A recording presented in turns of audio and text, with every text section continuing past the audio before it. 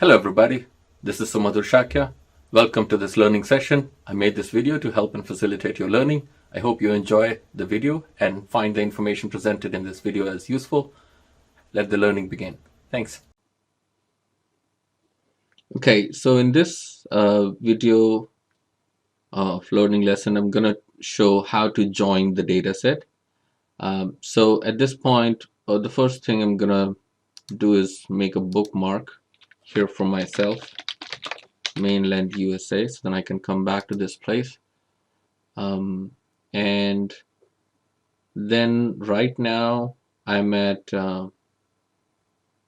okay, so yeah, let's learn how to join the data, external data set, CSV or Excel format to the county data set. So first thing I have here is the attribute table for the county. So I have GeoID. Now this is stored as text because this number is aligned to the left. Okay.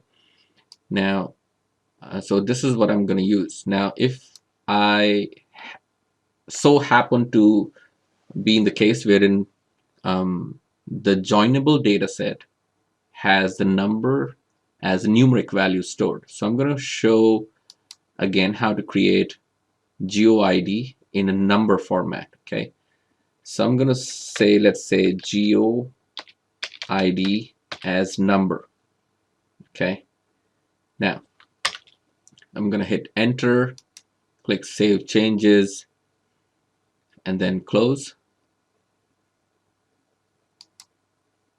So when I go to the GeoIDN, I'm going to say calculate field,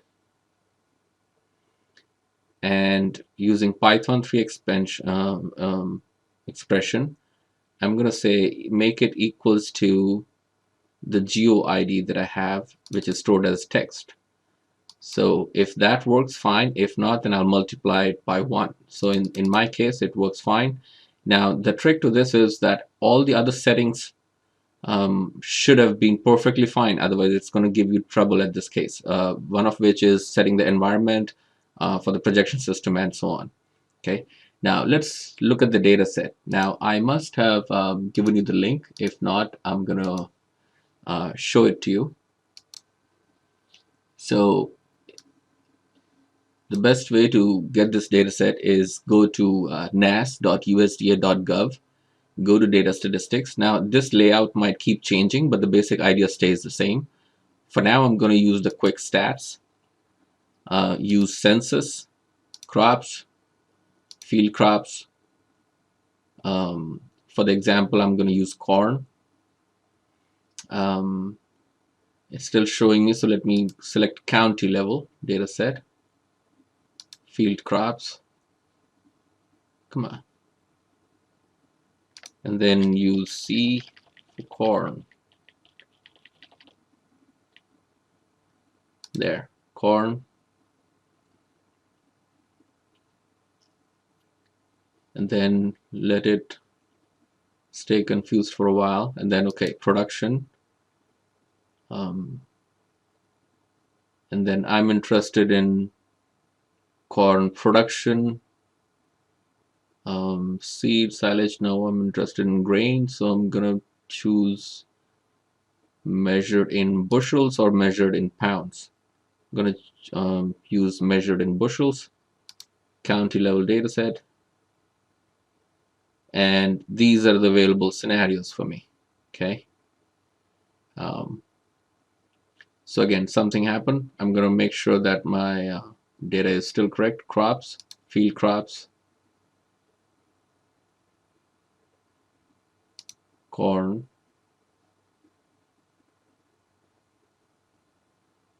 production, and measured in bushels. Okay. Now I'm going to use year 2017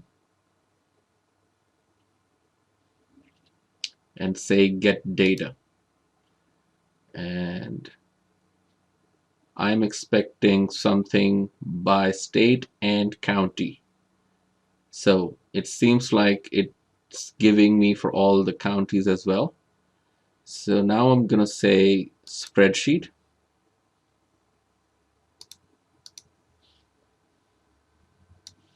So this is what it looks like. Okay, so I'm going to open it.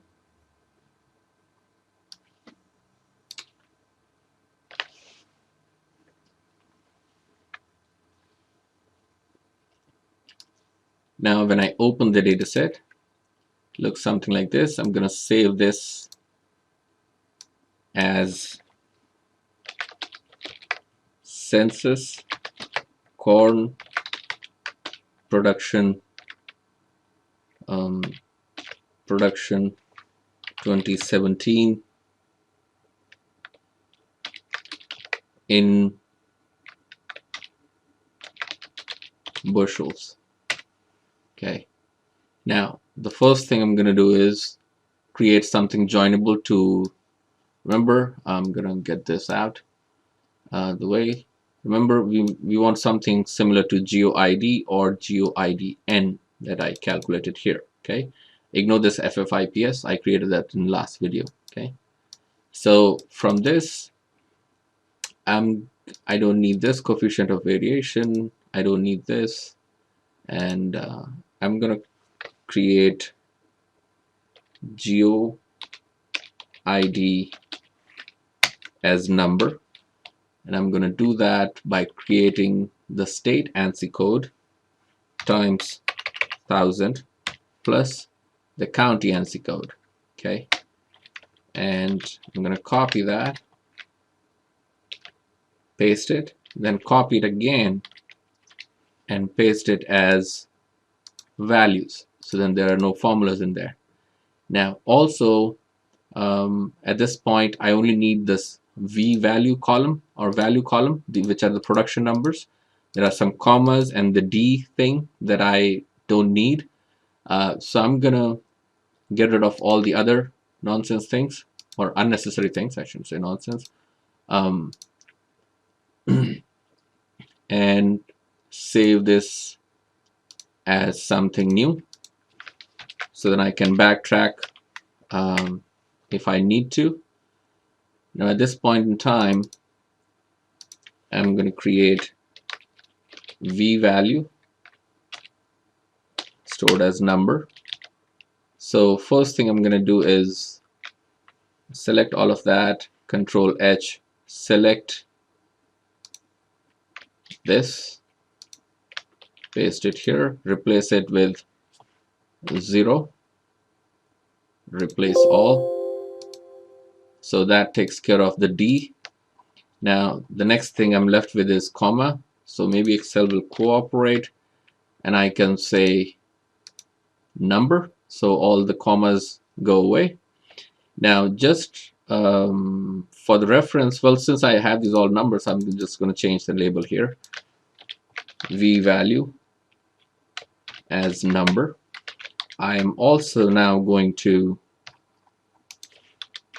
paste these as text. Now this is extra just because I just don't trust, what the GIS might force me to do. So I'm going to say store these values as text. So you see how these numbers are now aligned to the left. Excuse me. So now I have both V values as number as well as text. Now this text thing is generally useless, okay? So, but I'm just trying to demonstrate it to you as to how you can be ready for both the options. The reason value for text is useless for us is because this cannot be used for using the symbology for graduated colors. But if need be, you can also bring in your GeoID as text. So that might be a little more helpful, okay? So GeoID as text. So let me show that. So paste here. Yeah, I didn't think of it before, but okay. So now I have the GeoID as number and I have GeoID as text. So at least one of them should be useful for me when I'm in the GIS world, okay? So that goes there. Then I'm going to bring this and so I'm going to bring in these 3 files, okay, and put them into let's say in the folder, I'm going to go to spreadsheets and I'm going to paste it there. Okay, since I had some of the files already before for the previous video, so I'm going to skip those files. So this is the file that I'm going to join it to. Okay, now go to add data, folders, business, spreadsheet, CSV1. Okay, so at this point, I'm going to bring in to the county layer and say join, add join, and I'm going to choose the appropriate file. I would prefer to join it with the number. Now, if that was not to be the case, let's say if you were, for some reason, if you're not able to generate a number format of GeoID in the GIS, in the shapefile, then I could have used my GIS text with the GeoID column. So in that case, I would have used something like this, GeoID, and in that case, I would have used GeoID text, correct? Now, since I trust numbers a little more than the text, because in text there is a uppercase and lowercase, they are considered to be different. If California is spelled with a capital C versus small c, they are two distinct different things for the GIS in text matching. Okay, so as of now, I'm going to use number. Keep all targets. No, I don't need unnecessary files in there. I only want the ones that have matching thing, and then join OK. The moment you get this, I am going to check if it did or did not join. So far, I did. I do see that there are values in there, v value n. So these are good. So I'm going to export this. And before exporting, I'm going to specify where I want this. In output folder, I'm going to say this is corn production 2017 census. Okay. Now, when I do that, I will always make sure that environment is specified and not be taken for a ride. Even though I have given all the settings in the environment in my document in the ArcMap project, but still, it's better to be safe than have to redo everything later on and without knowing why it is creating so much of problem. So at this point, now that I have an exported shapefile in proper projection, I'm going to remove all the joins. So then this is back to normal and ready for next join if I have to do it later on. Okay. Now for these, I'm going to select the symbology. Okay. Come on. Symbology.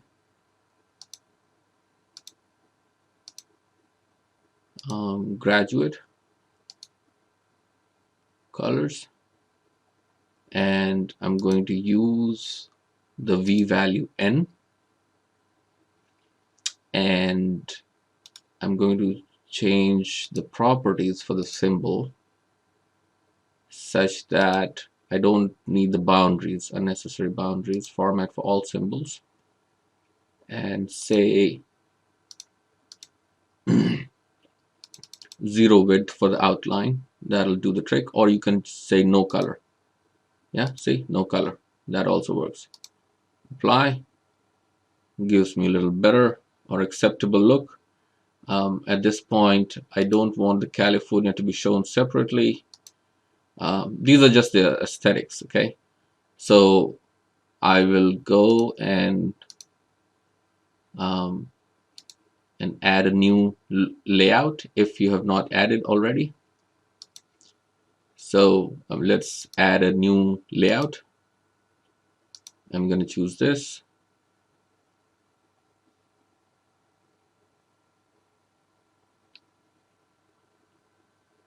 And quickly give it an area. Let's wait for it. Come on.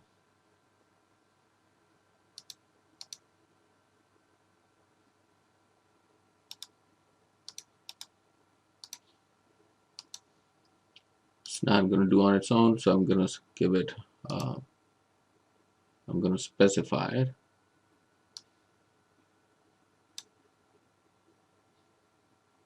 Okay, works that way. And I'm going to choose the bookmark that I created, but can use this. Yeah, that takes care of all the extent. At this point, I'm going to insert all the other things that are required. Let's say assignment title. Insert the north arrow.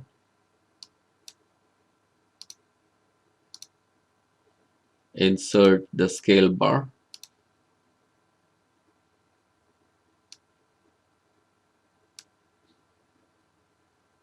Insert the geographical spatial reference. Huh.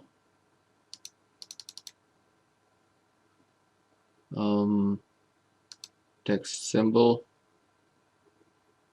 Appearance. Why is it 58? Okay. So I know this is USA contiguous equal area, so I'm gonna just put it in a simple text instead of all this unnecessary thing.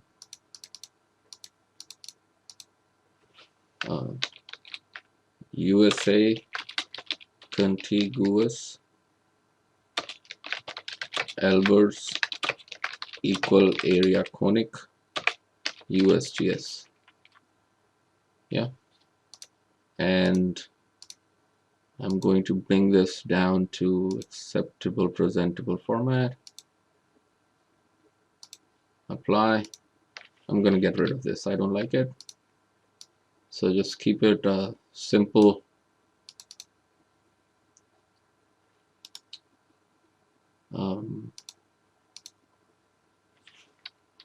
Albers equal area conic.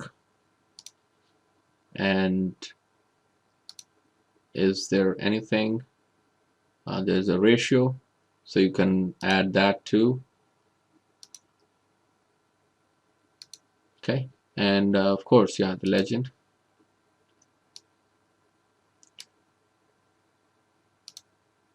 Now there are legend properties, so show properties, label, and so on. So you can change some of those things, or you can go back to your map layer here and modify it from there. So